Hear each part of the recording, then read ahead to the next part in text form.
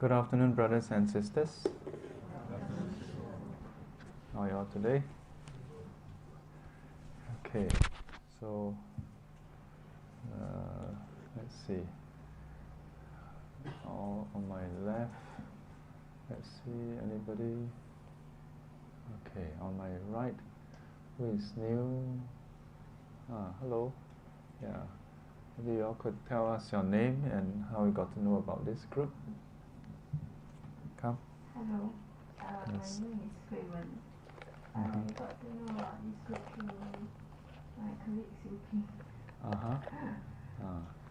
Where's your colleague? Okay. Yes. Then I brought my friend, and then she brought a friend. Oh, I see. And your friend, what is your friend's name? Your friend? Welcome. And you brought another friend. And what is your friend's friend? The friend? My name is Hawking. Hawking. Not yet, later. Welcome. Okay, let's see. Who else is new here today? Yes. Tell us your name.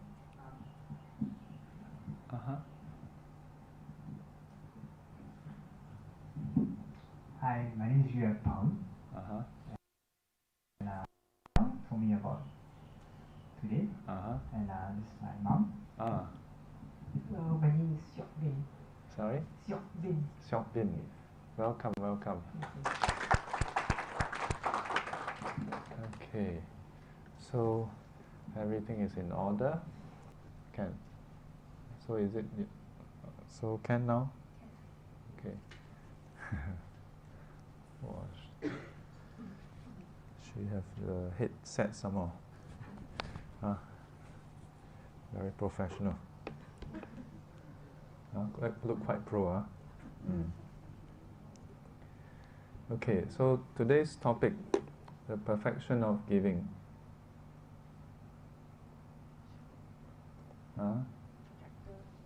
Projector is not my problem.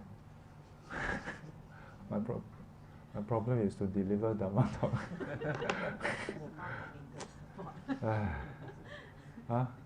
Why people be monk when other people are monk? They just come up, give talk, then no sound, then just like that, then perfection. I have to solve it myself.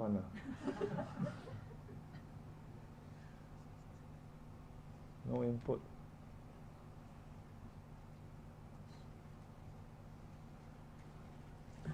Bo?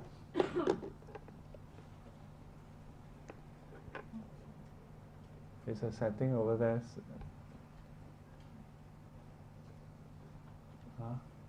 power and that power. What? What this power and that power?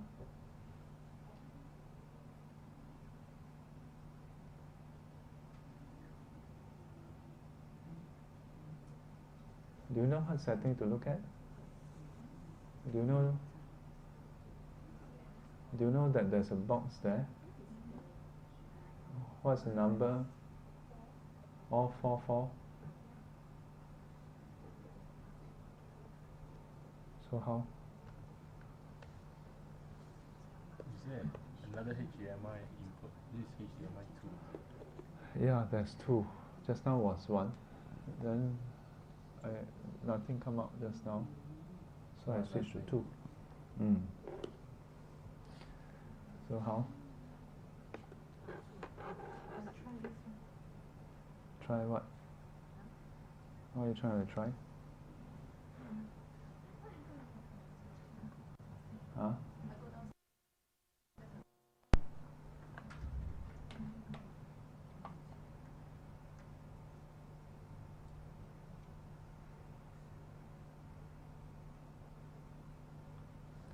Okay, you all just listen. Anyway, Buddha's time, no projector also. Perfection of giving.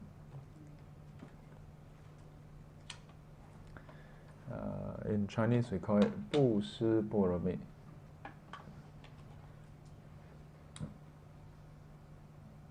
布施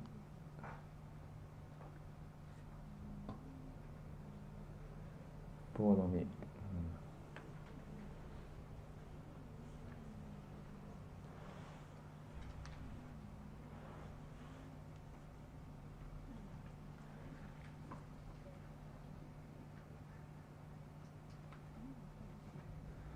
So, you all just imagine seeing the screen, okay? Yeah. So, today's topic is actually not just about the perfection of giving. There's a sub which is making merit. Yeah, making merit. I'm going to just write it down. Then we just do the talk,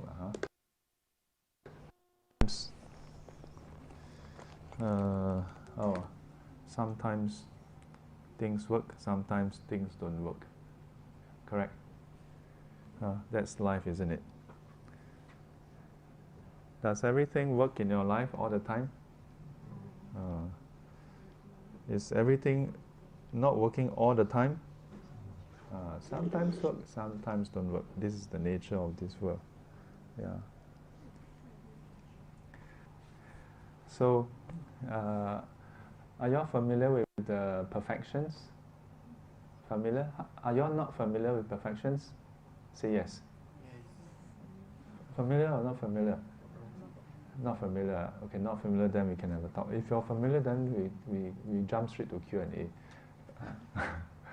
Okay, so usually we say there are 6 perfections. Yeah, 布施、持戒、忍辱、精进、禅定、般若. Yeah, 6 perfections. These are qualities. If you think about it, the perfection of giving, this is the first one. The perfection of precepts or morality, this is the second. The perfection of patience, forbearance, this is the third. Then perfections of effort, diligence, this is the fourth. Then perfection of concentration, this is the 6th. Perfection of wisdom is the last number. 5, number 6. Yeah. So if you think about it, these qualities are qualities that all of us have, isn't it? To different degrees. Yeah. So the term used to translate the term paramita. So what is paramita? Paramita literally means to cross over, from one shore to the other shore. In Chinese, we transliterate as 波罗蜜 or 波罗蜜多, parami, paramita. So when we translate, transliterate means just capture the sound. Then translate, we capture the meaning. Yeah. So when we translate as 度, 度众生的度. So this 度 is referring to liberate sentient beings. Sometimes people write as the 渡轮的渡, to ferry over. But it has that meaning. In Buddhism, this notion of crossing from this shore to the other shore is about how this shore represents the shore of suffering, of samsara. The other shore, nibbana, nirvana, no suffering, end of suffering. So to do that, you need to develop yourself. You need to change yourself. So Buddhism is a concord religion. It's in a way, very leceh kind of religion. Very complicated, very difficult. In a way. Demanding religion. Not a convenient religion. Not an easy religion. It requires you to change. You cannot say just sit down there and wait for Buddha to solve your problem. Although a lot of people go to temple, then pray, Namo Guan Sim Posat. Oh, Bobby. My boss. Any of you come with your boss? No. Your boss is not coming back again. People go to the temple to pray. Pray to Buddha, pray to Guan Sim Posat, pray to anybody who is there. yeah, for her purpose, to solve their problem. Yeah, sometimes it's not so bad. Not solve their problem, solve other people's problem. 觀音菩薩，我嘅仔啊，咩嚇，我嘅女啊，乜my daughter, my son, like this, like that. My son, hope that my son can find a good job, and hope my daughter can find a good husband, like this, like that. Then later when they find a job, get married, then they say, then continue to go and pray. My boss, not my boss, my son's boss not so nice, hope that the boss quickly transfer out. My daughter's husband, quite stingy, hope that he will change. Yeah. So usually when we so-called pray, we also want to remove suffering. Yeah. But our usual idea is not to change ourselves. Yeah. Change other people can. Yeah. Cultivate, you cultivate, I donate. Why must I cultivate? Why must I change? I'm okay what? But when we really go into the Dharma, yeah, Dharma refers to the teachings of the Buddha. When we say teachings of Buddha, doesn't mean Guan Yin菩薩 don't teach. Doesn't mean Buddha is the one who teach, Guan Yin菩薩 just sitting down there giving people free gift. Yeah.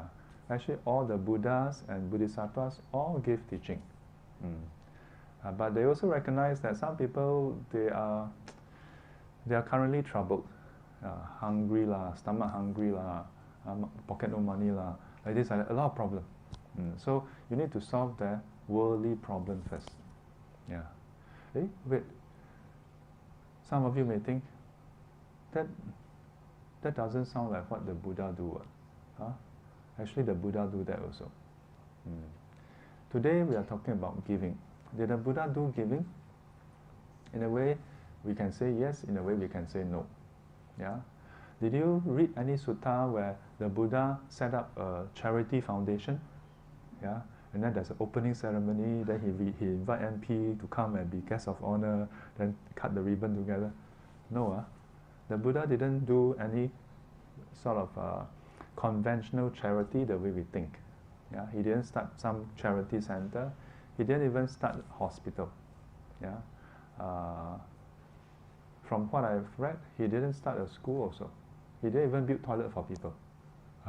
Maybe in the Buddha's time, no toilet. Just go to the bush. But then, again, he did give. Yeah, he did give. And we may think, oh, the Buddha, of course he gave. He gave Dharma. So when we say giving, there is this kind of giving also. Yeah, giving of Dharma. But the Buddha didn't just do that. There's one sutta where the Buddha, whenever he wake up in the morning, yeah, or in the morning when sun rise and he's preparing to go out on alms, he will observe the world, yeah, scan the world and observe who is capable of realizing the truth. And if you observe this person can realize the truth, he will go out of his way to reach out to him. If you see that there's a person, maybe that person is unable to realize the truth, but is on the verge of doing something very horrendous, yeah, and there are conditions to help this person turn around. The Buddha will also reach out to such a person. So there's one sutta that describes how the Buddha saw that there was one person, a cowherd, yeah, a cowherd. This cowherd is capable to realize the truth, to attain enlightenment. So the Buddha went out on his way and then went to look for that person. But when he arrived, the cowherd was outside, was not in. Yeah. What was the cowherd doing? You see, the cowherd's cow went missing. So the cowherd went out to look for the cow. So the Buddha had to wait for him. Yeah. Wait until, I think something like afternoon or something. Yeah. Then the cowherd came back. And when the cowherd arrived, the Buddha didn't jump into giving him Dharma. The Buddha told the people around, give this good man a seat, yeah, give him water, wash his feet. If he is hungry, give him some food and drinks. Yeah, let him settle down. Settle his physical problem first. By letting him, I mean the Buddha can always just manifest in front of him. Why did the Buddha sit down there and wait for him to come back? That's his worldly problem. You must let him solve his worldly problem first. Yeah. Of course, we can also argue and say, how come the Buddha don't use his psychic power, bring the cow back? Yeah, but that's what we always want to do, no? We want to solve all our problems with psychic power, with some special, magical, spiritual power. Yeah. We have some problem, we come to Sifu, go to Bante. Yeah, Bante, can you help do some blessing? Yeah, look for Sifu. Sifu, can you give me some blessing? Do some chanting, and then want the problem to be solved magically. Yeah, we cannot wait. We don't want to wait. Yeah, we want instant solution. Yeah. But the Buddha waited for the man to come. Yeah? Interesting. Then after that, let him solve his physical problems. In the teachings, it says that there are three kinds of giving. The giving of material things, the giving of Dharma, and the giving of fearlessness. If we sort these three in terms of the superiority of it, then we can say that it is first and foremost giving of Dharma. Yeah. Then secondly, giving of fearlessness, and then lastly, giving of material things. Yeah. Or if we can also put giving of fearlessness last. Yeah, because it is a combination of giving of Dharma and giving of material things.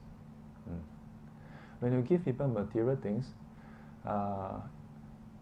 in a way, it removes fear. Yeah, in a way. But usually we may not think about it this way. Yeah. For example, someone is hungry, yeah, and you give the person something, then it removes that person's hunger. Yeah. In other words, the discomfort. But many times nowadays, do we give food to people when they are hungry? Yes lah. Yeah. Do you all do food distribution? Do you all give food to the poor, to the needy? In December we are organizing food distribution, so you all can go and sign up. Yeah. But on a day-to-day basis, do you all bring food to the office and distribute to your colleagues, thinking that, oh, you're poor thing, no food to eat? Do we do that? We don't do that. Yeah. So sometimes when we give, we don't give because they need it. We give for other intents. For what other intents? We will think about it. We explore. Then there's also the case where we know the person, and we know that this person needs certain things. Yeah, and without that thing, the person is unable to, let's say, do what they want, unable to achieve what they want, and so we give them what they need, and in this way remove their anxiety, remove their fear, or the lack of material things. But there's another angle to the giving of fearlessness, yeah, which is practicing of the Dharma. Yeah, practicing of the Dharma. When you practice the Dharma, like earlier on, do you all recall? Earlier we recited a lot of verses, yeah, and there's one section right at the start, Panchasila, the 5 precepts. Did you all recite?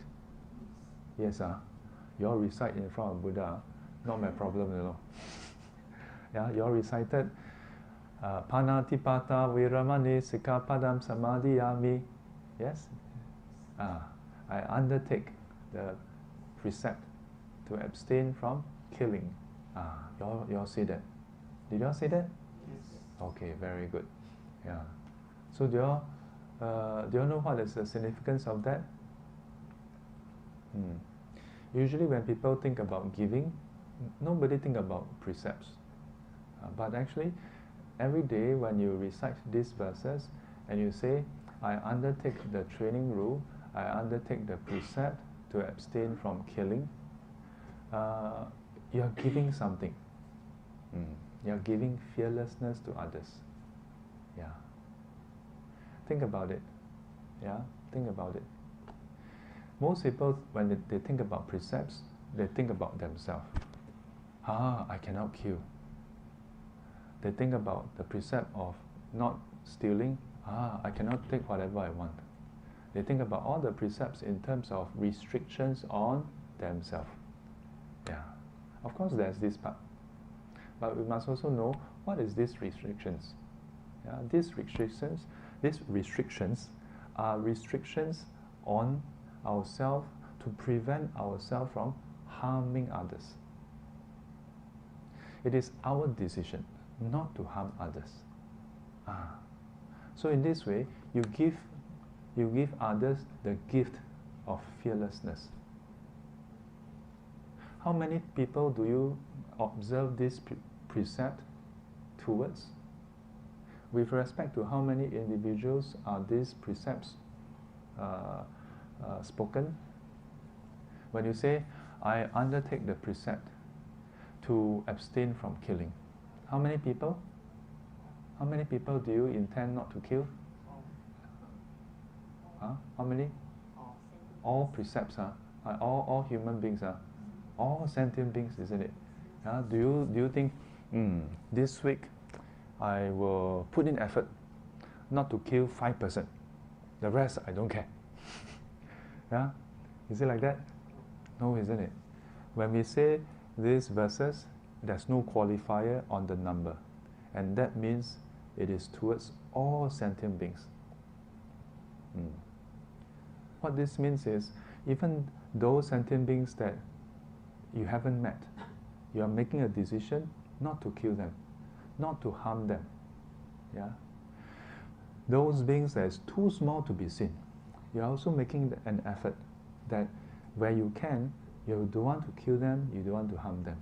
At least not consciously. Unconsciously, sometimes it's a bit tricky. Yeah, you walk on the floor, then you're just walking, and there's just one small ant that from our height we cannot even see the ant. You're gone. Not to trivialize any living being, but that is a fact of life, isn't it? Yeah. But consciously, we don't kill. So imagine now you swap roles. Okay, we swap roles. Now swapping role, we are one of those countless sentient beings out there. And now you meet different people. Then among all the beings, then you imagine if you can see, you can see all the sentient beings. Then you will see that there are some sentient beings in this world who somehow decided not to kill anyone. Now, the rest, there are those who decide they want to kill. Then there are those who decide they want to kill some, don't want to kill some. Then there are those who are undecided, sometimes maybe. Now, if you have a choice, and you can read all their intention, who do you want to hang out with? Do you want to hang out with those who will kill? Probably not. Do you want to hang out with those who only kill some people, don't kill some people? If you happen to be belonging to the group that they don't kill, okay lah, you may feel safe lah. But you must know, if you hang out with those who only kill some people and you happen to be in the group that they don't kill, you must know that their mind can change anytime. Tomorrow maybe you're in that group, in the other group. And how about those who are undecided? Yeah, depends. Then we come to the group that they make a conscious decision. Make a conscious decision not to kill. Would you feel safer? Yeah, the same applies to the remainder of the precepts. Yeah, and that's why when we practice the perfection of giving, it includes, the perfection of precepts also. Yeah, we are giving the gift of fearlessness. So today's subtopic, so having covered the different categories, giving Dharma I think should be quite straightforward also. when you give the others the teachings, whether directly or indirectly, then you're helping them to see the truth. Yeah? You're sharing with them the gift of Dharma that can change their life. And in this way, the benefit is not short term. Yeah? It is long term. Yeah? So today's subtopic is making merit. Yeah, making merit. Are you okay? Yeah. Yes. Last time when you come for class, you look very joyful. These days you look. Why? Are you okay? Yeah. You okay? Okay, must smile.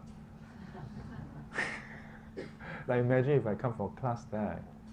Today's topic is perfection of giving. So, giving a smile, that's also a gift. Yeah, giving people and making eye contact is also a gift. You know, if you go to the office or if you can't go back home, yeah, with your friends and family, yeah, you don't make eye contact with some people.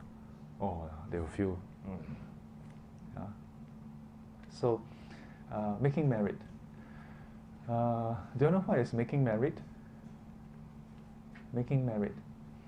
So the word merit is oftentimes used to describe 功德. 功德, maybe we can understand. So the word 功德 has two parts, 功 and 德. The gist of it is, merits is value. Yeah. So to make merit means to do something that is of value. Yeah. According to my teacher, when we say 功德, there are two parts. The first part is the action that we take. Yeah, the actions that we take. Then that is the 功 part. The 德 part is the outcome, the virtue, the result, which is wholesome, which is good. So today's topic on perfection of giving, it is described as something that is meritorious. In Buddhism, we say merits is the result of our actions that are wholesome. Yeah, that is driven by wholesome thoughts. With wholesome intent, we do things that are wholesome, of benefit to others, and this produces a potential for good things to happen, for the experience of happiness and joy in future. Do you all want happiness and joy? Say yes. Say, must say. Yes. Yes, okay, good. I mean, I have to be sure, right? Maybe some of you say, no, Shifu, I don't want to have happiness. Yeah. In Buddhism, we don't force people to be happy. We don't force people to be enlightened also. Yeah. Buddhism is a very free religion. You can do whatever you want. 自作自受. So you must be clear. So if you all want happiness, then we can continue. If you all don't want happiness, then today's talk is not for you. Yeah. So making merit. So in Buddhism, we say that the making of merit sows the seed, build up the condition for future happiness to arise. Yeah, when we say future, it is not just in future life, but it's also in this life. Yeah, but of course there are many other conditions. Today we're going to focus only on the merit part. So when we say make merit, how do you all think about it? Do you all feel comfortable doing good to make merit? Yes, I thought you all would say no. Yeah, because there are some students who say, Shifu, if I do charity, I shouldn't be doing it just to make merit. That seems quite selfish. Yeah, in fact, just a few days ago, some students just mentioned that to me. Yeah. So this is something that we have shared before. Do you all remember the 3 columns? So what is this thing about the 3 columns? I have students tell me, if I'm going to do charity with the mindset, oh, I do charity, then I get married, then I might as well not do. If I want to do, I should do charity without selfish intention. That means I just do charity purely to benefit others. I don't care about my own merit. Yeah, have you heard of people saying this? Huh? So this is where I say this is a false comparison. Yeah. Why? Because now, if you can follow me, the first category is where a person, for merit or not, they refuse to do charity. They refuse to do giving. They refuse to help people. Okay, this is the first category. Second category, knowing that doing charity, helping people is good, that it produces result, they are willing to do. Yeah, this is the second category, the category that many people criticize. And then there's the third category where if you are able to, with a purity of heart, you do purely to benefit sentient beings, purely to benefit others. Yeah, not for without a single thought for yourself. Okay? So far so good? 3 categories. Now if you compare the third and the second category, which is more superior? Quite naturally, isn't it? The third category is more superior. So people compare in this way and so forsake the second category. Yeah, make sense? Yeah, we should always do things to the best, isn't it? But is it easy to do in the third category? Maybe not so easy for some people. Yeah, for some people, they are able to do it, fine and good. But for some people, they are still not able to do it. And if we compare in this way, they end up not doing anything. Because they can't do it to perfection. And since comparing with number 2 is inferior, they don't want to do it also. Then they end up doing number 1. What is number 1? Just don't do. Huh? This is a false comparison because compared to number 1, number 2 is still superior, isn't it? Yeah, it's okay, don't be sorry. Answer your phone. Come back later. Yeah, he looked a bit troubled, that guy. Yes. Are they?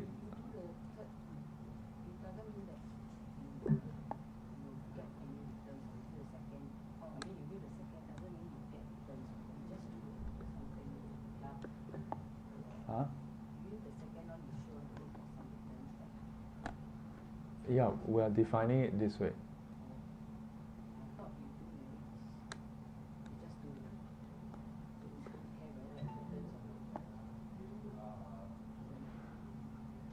So when students ask me, they say that it feels very strange. Yeah, why should I be thinking of getting any results for doing something good? So I asked. So there was a student who asked me recently. She told me that she wants to become a nun. Yeah. So I told her, okay, maybe do some preparation. So she said. So a few days later, she told me, "Wow, 师父 jialat eh. After I told you that I want to become a nun, I immediately fall sick. So then she said, so is it like what people say? When you say you want to do something good, wow, then bad things happen to you. So I told her, well, there are a lot of different possibilities. One could be you are stressed up by the lofty goal, so mentally you become stressed, then physically you become unwell. Or because maybe you are now having exams, so you are stressed, so you become unwell. Yeah. But there's a third category. In Buddhism, we say if you want to embark on the path of monastic life, It is the path towards liberation. You do need some merit to go with it. Yeah. It is like if you want to go on a journey, you need to prepare some resources. The merits are the resources. Yeah. So having heard that, then you say, oh, okay, makes sense. Okay, so what should she do? So I advise her on some practices. Then later she come back and she's like, but feels a bit strange. For me to accumulate do all these things just to accumulate merit for me to be able to go and become a nun, then that's still quite selfish. I'm just doing it for myself. So I asked her, I said, so don't you study so that you can pass your exams? Don't you eat so that you will not be hungry? Don't you sleep at night so that you be fresh the next day?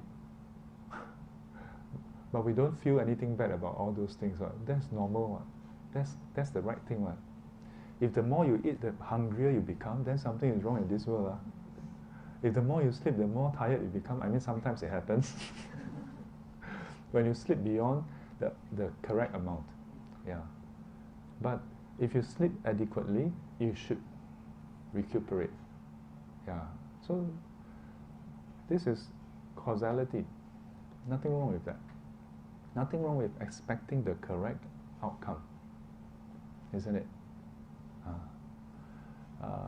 So the trouble is when we think in terms of charity and we compare with the act of giving without any so-called selfish intent, then it seems like it's wrong. Then it seems like it's wrong. It's not wrong. Yeah. What's wrong if you don't do anything at all? No. You have a question behind. Yeah, I was curious to know under this category, let's say I do on behalf of my departed loved ones and brothers and cows and fathers of giving. How do you categorize this like dana and generosity? Is it selfish? I got purpose, but I'm doing on behalf of them. I won't know how like my departed relative loves my brothers. I lost Okay. my brothers. And your question is whether this is selfish? I don't think it's selfish. I don't think it's selfish. So under which criteria? Under which? 2.5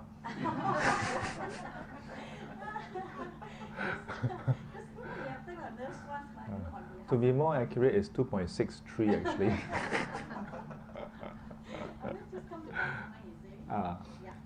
Yeah. So 2.5 satisfied? Yeah. Sometimes we have to ask ourselves, why are we overly concerned with whether people think we are selfish or not? Yeah. If we are concerned about that, then that's selfishness also. Yeah. So we should just be concerned with helping people. There's nothing wrong with recognizing that helping people produces good. Yeah. As to what you do with the good outcome, that's your choice, that's your choice. Cultivators consciously choose to do things that produces good, knowing that it produces good. They don't just say, I don't want to choose anyhow, this one also can, anything also can. Yeah. So that I do without any of that thought. No. Cultivators, they do consciously those things that benefit others and produce good results in the future. Why is that not selfish? It's not selfish because until you are enlightened, you do need to ensure that your rebirth is suitable so that you can cultivate. If you don't have enough merits, you will end up in some deplorable states where,泥菩萨过江自身难保. Where if you are in a dire state, then you end up becoming a liability and not an asset to people. Yeah. So nothing wrong with wanting to cultivate merits. The question is what you do with the merits. Do you cultivate, do you do charity, do you help people, hoping to get merits so that you can enjoy yourself in future, just yourself? Then that's very selfish. But cultivators do the same thing, but with a different intent. They hope that they can get more merits in future, so that they can help more people with that merits.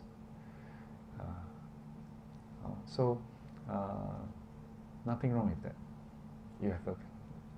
So in regards to helping others, yes. What if they are unwilling to accept the help? Yes. So, do we just want to help, or do we want to let them get help? If we change the help into advice, then it becomes clearer. Do you want to just give advice, or do you want to let them have the chance to receive help? Sometimes we only want to say what we want to say. But we may have to consider whether the other person is ready to listen. So this is summarized in one line. After all these years, I realized that if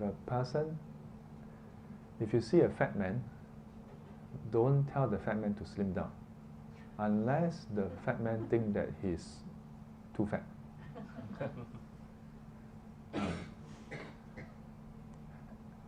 And want to slim down, and want to ask you to advise him.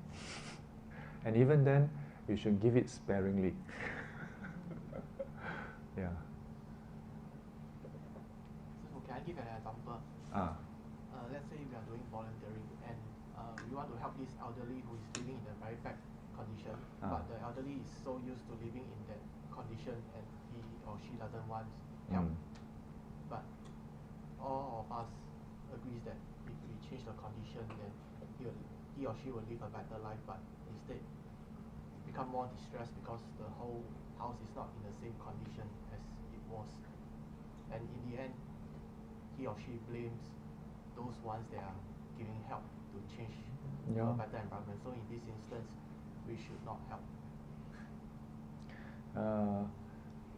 So there's the objective reality and the subjective perception. Yeah. For example, if we go to the elderly's house and we help to clean up some of the stains, some of the dirt, that's different from doing a Marie Kondo. You know Marie Kondo? Yeah. That's different from going in and say, auntie, you keep, or uncle, you keep so much things, we throw for you, we throw for you. Yeah. It's a bit different. Granted, sometimes when we go to some of these homes or these houses, some of them have this psychological issue of being a hoarder. So, you see, removing all those things, remove the symptom of a hoarder. It doesn't solve the problem of the hoarder. Yeah. The trouble is, we may not be equipped to help the whole process. Yeah. From what I've read, people hoard to give them security, a sense of security, of certainty. Hoarders are on the extreme end of the spectrum. In a way, we are all hoarders, but to different degrees. Yeah. We hold on to our things. Think about all the clothes we have at home. How many of the do we really go through all our clothes and wear all of them? No, isn't it?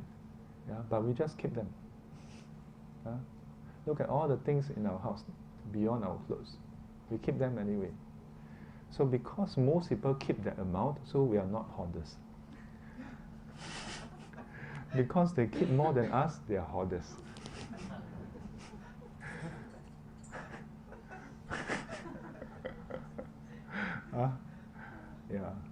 So imagine some monk with only 3 pieces of ropes and 1 bowl come to a house. They're, oh, you are suffering, you have so much things. Let me help you throw away your things. Yeah, and then when you come back from work, what do you do? You stupid monk. Yeah, then how about all the relations that we have?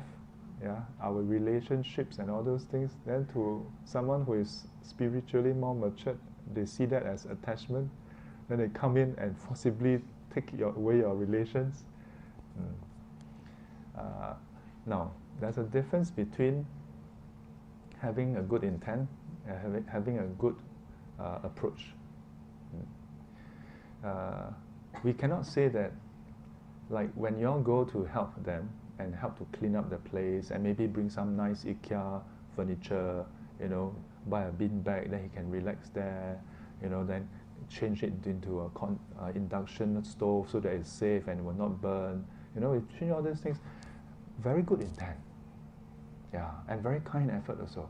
You all maybe even spend your own money, spend your time, on a Saturday, whole day, morning. At home you don't even do so much housework, then you go and clean for people, Your mommy tell you to go and clean toilet, you drag for 3 months, but you go and clean for them. Yeah. And if it's not good enough, maybe change the toilet bowl some more. So very good, very kind intent. Very kind effort also. Yeah. But whether it produces the result we want. As I said, in the case of hoarders, the psychological undertone, the undercurrent itself has to be solved. But sometimes it's difficult to solve. Why? In some of these cases, they have lost their family already, or they were abandoned by their family already, and their family just don't want them. And no matter how you care for them, even if you go and stay with them, it may take too long, or they may never turn around. Yeah, because family is not like a handphone, uncle, 你的手机坏了啦，我帮你换。啊，真的啊，免费啊？好了好了，yeah. Or maybe the uncle say, 我不要新的，I don't want the new smartphone, I want the dumb phone. Okay lor, buy Nokia dumb phone lor. The dumb model lah. Handphones can be replaced. Lamps can be replaced. Family, kins, relations cannot be replaced. Yeah. And worse still, if it's something to do with their past, the past cannot be replaced. Whatever happened has already happened. Yeah. So unless they are able to have a change in their mindset, by cleaning up the house, it removes the symptom, doesn't remove the cause. But still, I don't say that it's a bad thing. I think it's a good thing. It's just like if you have headache, the taking Panadol doesn't solve the problem. It just removes the symptom of the headache. Yeah, the headache could be due to other problems. It could be due to a tumor. It could be due to late nights. It could be like a hangover. Yeah, so there are a lot of different reasons, or maybe due to stress. But even though taking Panadol doesn't solve your stress at work, but at least it solves the symptom, so that in the short term you can function. And that's what's remarkable about Western medication. Yeah. So in a way, going to this elder's house to clean up the place is like helping them take Panadol. Yeah. If you really want to help them, besides doing that cleanup, really spend time with them to see what is the underlying issue. So, Sifu, my question is that, let's say we are going there to help the elderly, and instead of the person feeling better, he or she feel more distressed. So what kind of karma are we creating? Are we creating good karma or bad karma? So you see, because we have the good intention to go and help, but then it in turns make the person feel more distressed. So are we giving help, or are we giving more suffering to the person? And that goes to the next question, which is, does it applies to people around us, our friends, family members? If they don't need help, should we just not go to them? Meaning to say that only when they ask for help, then we approach them.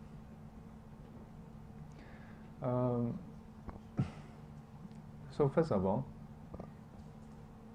when we wake up in the morning and you brush our teeth with Colgate, with Ducky, whatever, and you spit into the basin, and then you flush it, you rinse, you flush.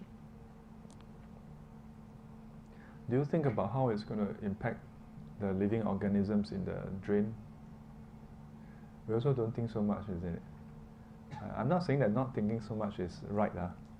I'm saying we cannot anticipate from this point all the way until the effects is totally worn out, and then decide to do it or not only when we are absolutely certain it's completely good.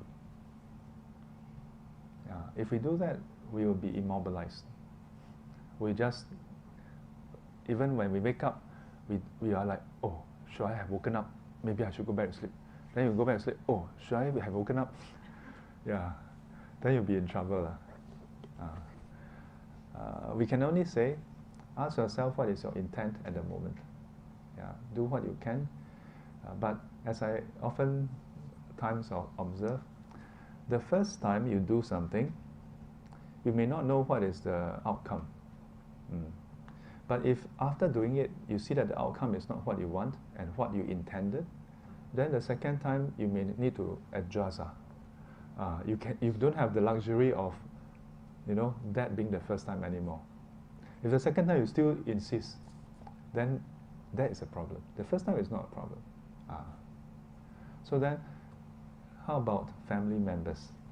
Do we only go and, if I understand you correctly, do we only render our help when they ask? Sometimes that's the better solution, Sometimes that's the better solution. But it depends on people. Each of us have our own way of looking at things. People around us also have their own way of looking at things. Some people like others to kind of sayboat them, You know what is sayboat? Nothing better to do, kind of, hey, how are you? Okay or not? Hey, you stressed? Some people like, Then they feel, oh, my brother care for me, Or they feel like, oh, this friend really have me in the mind, Wow. Some people are like that. But some people, you go and, you see that they are struggling, their computer don't know how to do, or their work, or whatever. You go and offer, my own business. So, you have to know the people around you. Sifu don't know. But we do what we can. But don't live your life regretting that you didn't try. Okay? So merits.